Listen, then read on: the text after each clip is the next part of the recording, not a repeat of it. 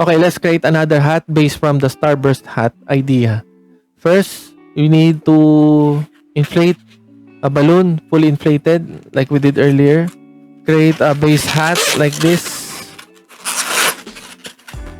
Put the end on the other side of our hat. Put it here for a while. Okay, let me add another idea using the Starburst hat. So let's inflate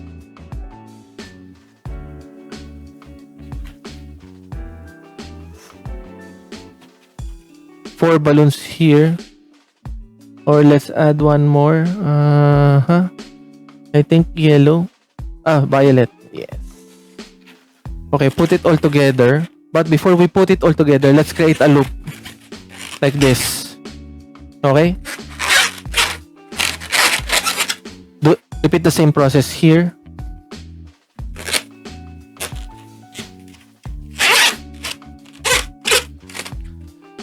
Just make a loop. Approximate 9 or 10 inch loop.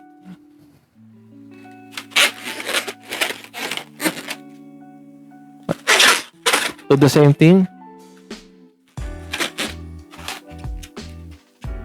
Okay, just do the same thing.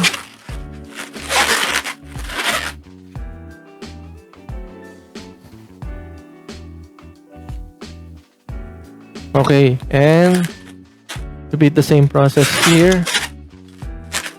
Now put it all together.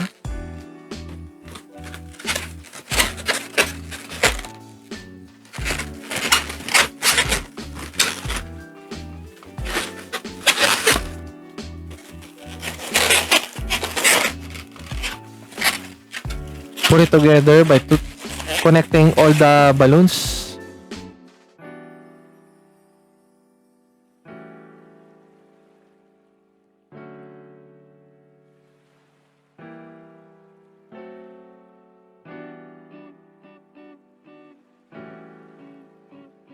Just like that.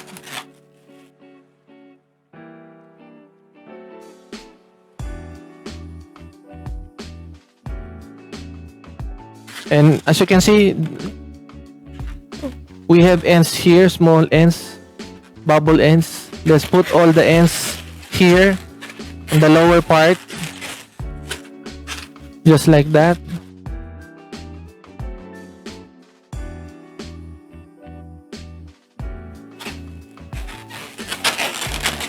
Maximum 4.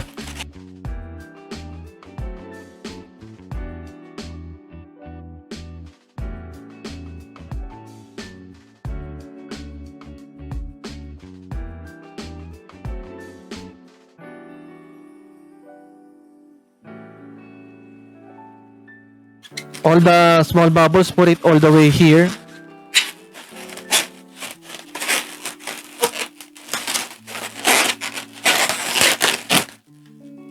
Just like that. Now we're done on our hat figure here. Now it's time to put this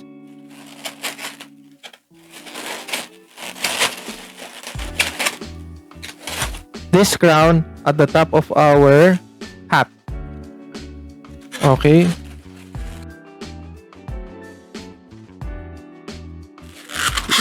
We need to twist this first and put this crown here.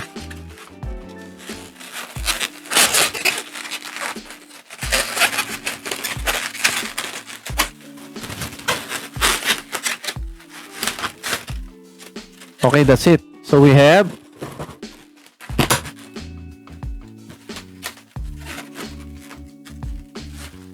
another version of a Starburst. Of course, let's make a poodle tail here.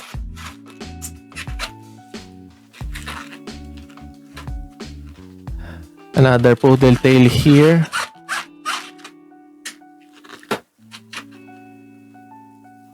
And poodle tail here. And last part, another poodle tail here. So that's it. We have another Starburst hat.